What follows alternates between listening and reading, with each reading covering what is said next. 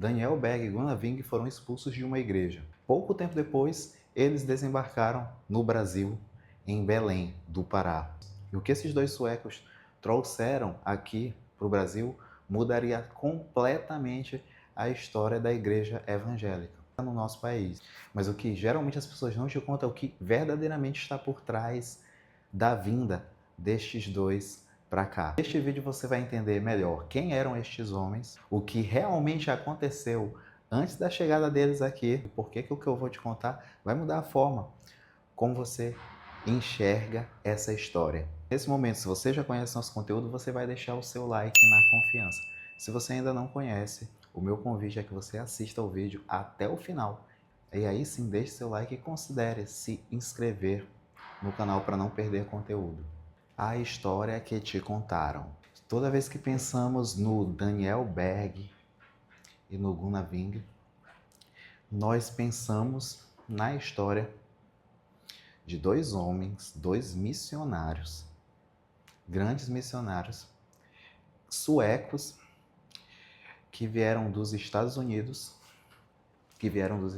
para o Brasil e foram para Belém do Pará e posteriormente o movimento que eles fizeram lá numa igreja batista deu origem a hoje a denominação Assembleia de Deus, que é a maior denominação evangélica de nosso país. Quero deixar bem claro que esse vídeo não é um ataque à Assembleia de Deus, que é a maior denominação desse país e que muito contribuiu para a divulgação da palavra de Deus no nosso solo.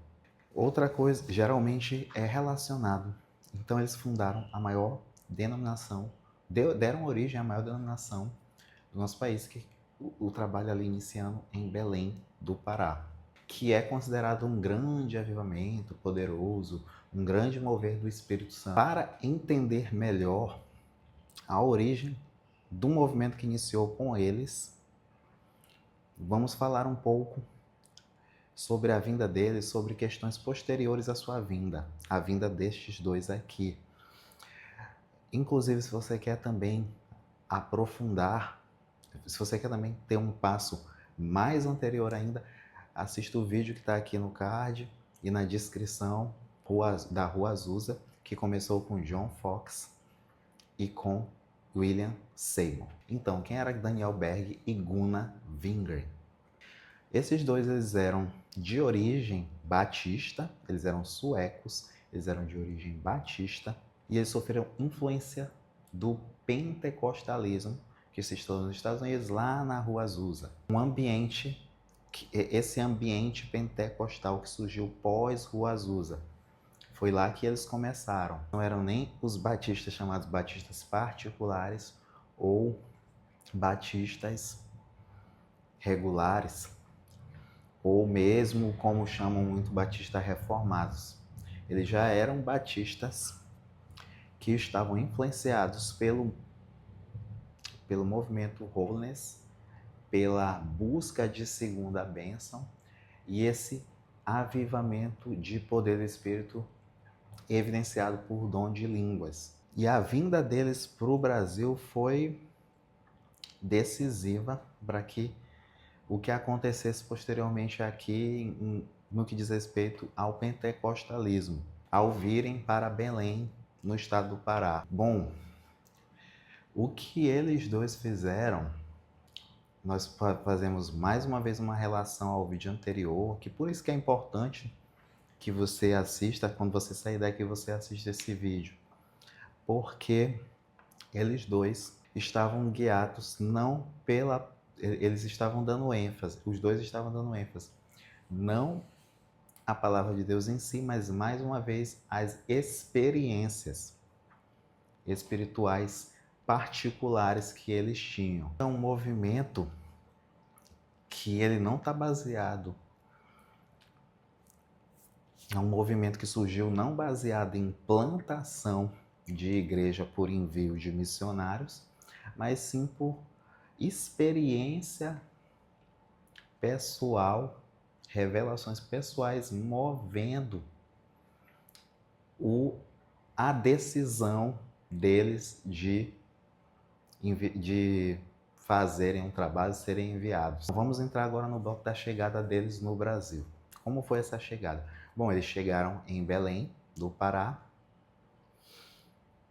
entraram numa igreja, então, batista ali, regular, particular, e começaram a atuar sorrateiramente. Por quê?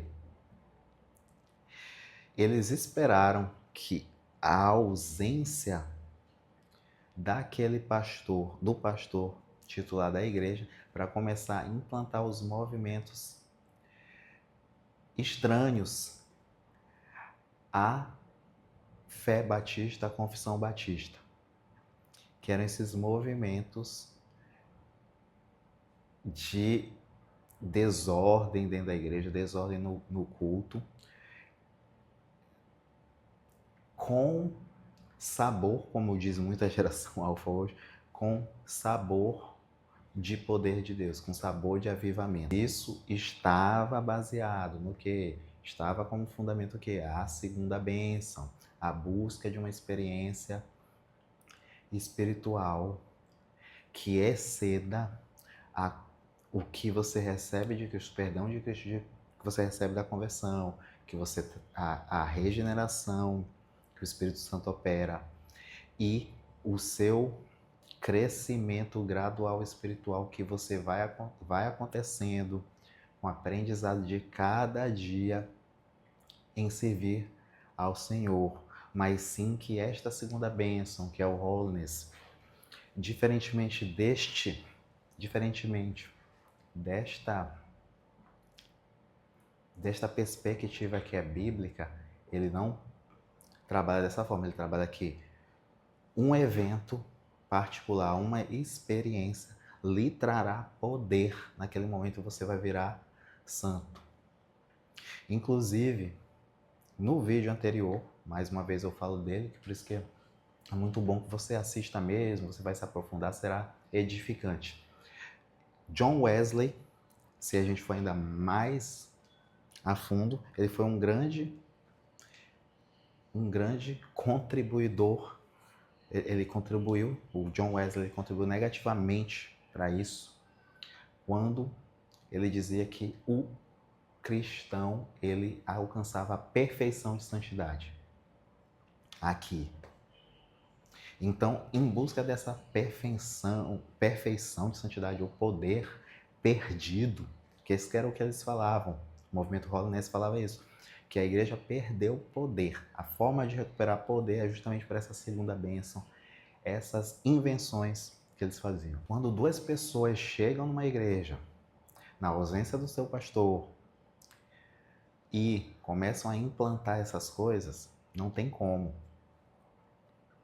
Logo, o que acontece é confusão, é questionamento daquela comunidade, não ter ali o pastor que traz essa doutrina para confortar e acalentar sobre a verdadeira verdade e não sobre o evangelho anátema, nem não sobre doutrinas anátemas que aquelas pessoas chegam ali colocando. Fica um ambiente muito propício para que isso seja implantado.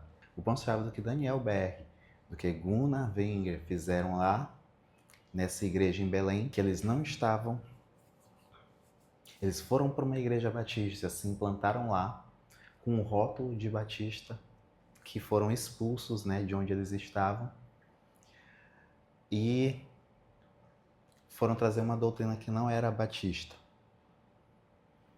que não era a doutrina da tradição histórica e apostólica. O movimento ele não nasce em uma unidade, mas ele já nasceu de uma ruptura que esses dois tinham da Igreja Batista, que eles haviam sido expulsos e, portanto, tomaram a decisão de vir ao Brasil e implantar aquilo que eles queriam implantar. Assim, inclusive na época, é muito fácil você achar uma carta de um membro dessa igreja chamado Raimundo Nonato Nobre. E esse é o tema do próximo bloco. Vamos entrar agora nesse bloco, que é o bloco um pouco sobre essa carta do irmão Raimundo Nonato Nobre. O que é essa carta aberta do irmão Raimundo Nonato Nobre? Ele escreveu essa carta falando um pouco sobre esses problemas presentes lá na Igreja Batista com a chegada de Daniel Berg e Luna Wingher. A carta trata-se de uma denúncia ao erro que esses dois estavam fazendo lá e a defesa da doutrina bíblica, da doutrina batista, da doutrina bíblica que eles implantavam, que eles já praticavam lá. Embora eles tenham implantado confusão, questionamento e tenham inclusive aproveitado esta ausência do pastor que estava lá, isso não é tão simples, né? Foi um momento oportuno, mas muitos irmãos, obviamente, se questionavam, os que não eram tão neófilos assim, né? Que já tinham uma base bíblica mais sólida. Isso não foi aceito por todos, mas sim, foi questionado, sim, desde o começo. Desde o começo foi questionado. Vamos agora ao bloco do problema teológico deles. O problema teológico deles já nasceu,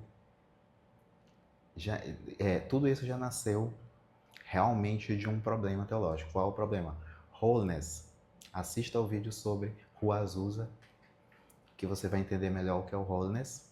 O Holiness, a segunda bênção, a ideia de perda do poder da igreja, né? São termos aí.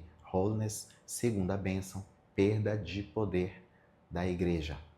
Você precisa também assistir o vídeo e ver quem era Charles Fox, que falava das línguas como evidência do batismo com o Espírito Santo. Esses cristãos eles consideravam a experiência acima da Escritura. O erro que está presente nesse movimento é justamente dizer que a regeneração que Cristo opera não é suficiente. Precisa buscar essa segunda bênção. E essa segunda bênção é o quê? É falar aquelas línguas que nem são as línguas de Atos.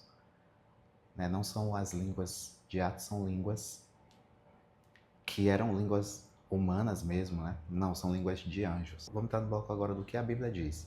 A Bíblia diz na Epístola de Tito, no capítulo 3, que a regeneração ela é completa. A regeneração que Jesus opera, ela é completa. Portanto, não precisa dessa segunda bênção, um poder de experiência que eu busco, o outro irmão ali não busca. Mesmo os dois sendo convertidos.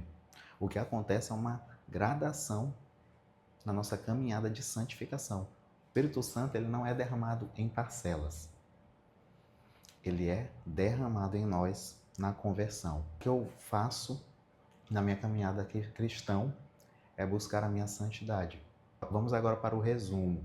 O grande problema aqui está no pecado de busca por experiências individuais, não entender que Cristo opera o perdão, a obra completa e nós precisamos buscar a santificação e que a santidade ela não é um espetáculo de desordem que tem que ser evidenciado por falar uma língua que ninguém sabe o que é, ninguém entende, ninguém interpreta e fazer movimentos, rodar na igreja, pular e coisas absurdas. Se esse vídeo fez sentido para você, agora sim você pode dar esse like e se inscrever no nosso canal, O Homem Reformado. O convite final que eu queria te fazer era você assistir o vídeo que vai aparecer aqui.